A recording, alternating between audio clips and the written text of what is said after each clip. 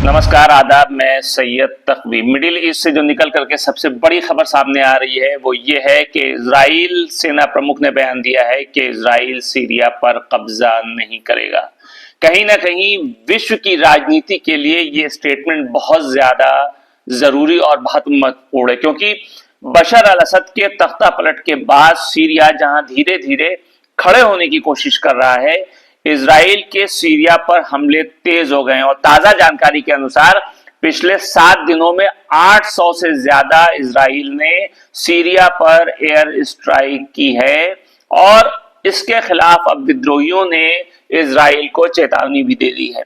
Israel ने Syria को लेकर के क्या अपना इरादा बदल लिया है?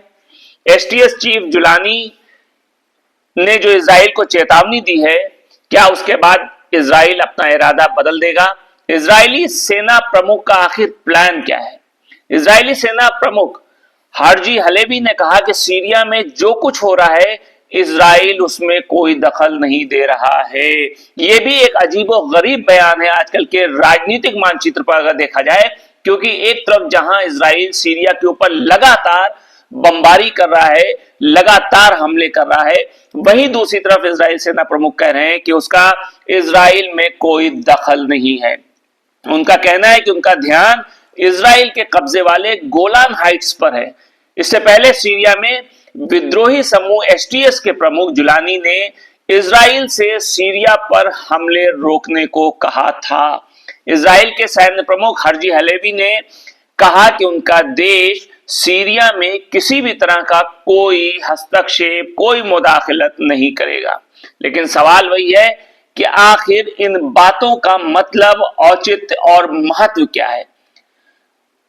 इजरायली प्रमुख कहते हैं कि उनका ध्यान इजराइल के कब्जे वाले उन गोलान हाइट्स में है जहां पे इस बात का अंदेशा जताया जा रहा है, इस बात की संभावना व्यक्त की जा रही है कि वहां पर कुछ आतंकवादी तत्व अपनी जड़ें जमा सकते हैं। इसलिए इजराइल उन आतंकवादी तत्वों को अपनी जड़ें जमाने से रोकने के लिए यह कार्य कर रहा है। वहीं यह भी है कि वरिष्ठ सैन्य अधिकारियों के साथ वहां की स्थिति का जायजा लेने के लिए गोलान हाइट्स का दौरा करने वाली हलेवी को तस्वीरों में कमांडर से बात करते हुए देखा गया है। उन्होंने कहा कि इजराइल पिछले लगभग 1 हफ्ते से गोलान हाइट्स और माउंट हरमन में वहां की सीमा की हिफाजत करने के लिए मौजूद है। एक तरफ इस बात को एक्सेप्ट भी किया जा रहा है, स्वीकार भी किया जा रहा है कि इजराइल वहां पर मौजूद है, वहीं दूसरी तरफ इस बात को कहा जा रहा है कि इजराइल सीरिया में किसी भी तरीके की कोई मुदाखलत, कोई हस्तक्षेप नहीं कर रहा। ये दो अपोजिट बातें हैं जो विश्व की राजनीति पर बहुत महत्वपूर्ण है। उन्होंने कहा कि सीरिया में जो एक दुश्मन देश था उसकी सेना हार चुकी है और सेना प्रमुख जो था, यानी सत्ता प्रमुख जो था, वो देश छोड़ के भाग चुका है।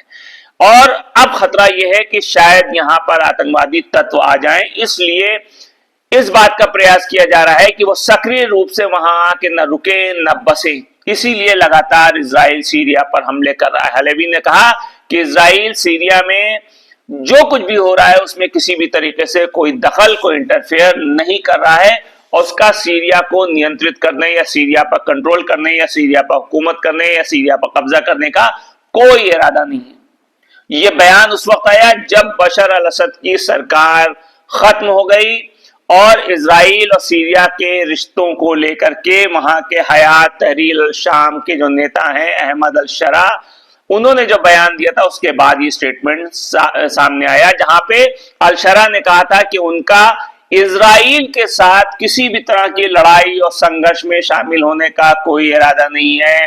अब क्या इसको ये मान लिया जाए कि वहां का जो समूह है उसने इजराइल के सामने हथियार डाल दिया है?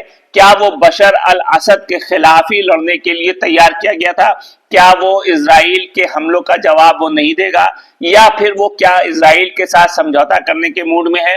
ये सब तमाम ऐसे सवालात हैं जिसका जवाब दुनिया को ढूंढने की जरूरत है, क्योंकि अल शरा का साफ साफ बयान है कि इजराइल के पास सीरिया में हमले और दखल देने का अब कोई कारण नहीं है, यानी बशर अल असद की हुकूमत जा चुकी है।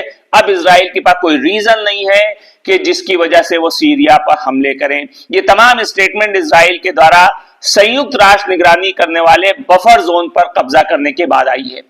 1974 से ही जो सैन्य रहित क्षेत्र था, जहां पे कोई सेना नहीं थी, उसके रूप में इसकी निशानदेही की गई थी। इजरायली सेना ने, ऐसा बताया जाता है कि 1974 से ही जिस चीज को निशानदेही कर दी गई थी, इजरायली सेना ने सीरिया सेना की एक चौकी पर कब्जा कर लिया और माउंट हरमन के उस चोटी पर अपने सैनिकों को तैनात कर दिया है, जो उस क्षेत्र का सबसे ऊंचा स्थान, सबसे ऊंची जगह है।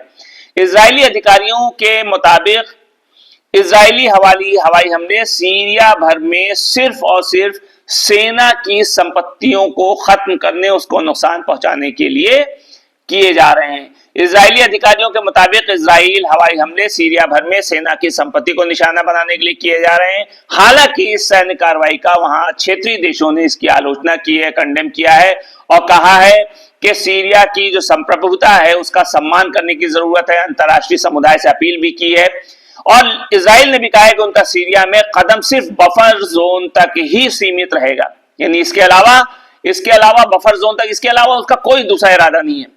और इजरायली मीडिया के सूत्रों के हवाले से भी कहा गया है कि सेना लंबे समय तक बफर जोन में रह सकती है। याद रखिए कि 1967 के मध्य पूर्व युद्ध के बाद इजराइल पहले ही गोलान हाइट पर कब्जा कर चुका है, जिसे अधिकांश अंतर्राष्ट्रीय समुदाय सीरिया का इलाका मानता है और इजराइल के जरिए इसे अवैध रूप से, गैर कानूनी तरीके से कब्जा किया गया क्षेत्र मानता है। देखना है कि आने वाले वक्त में आखिर ये जो नक्शा है वो किस तरीके का देशों दुनिया के सामने आता है। नमस्कार।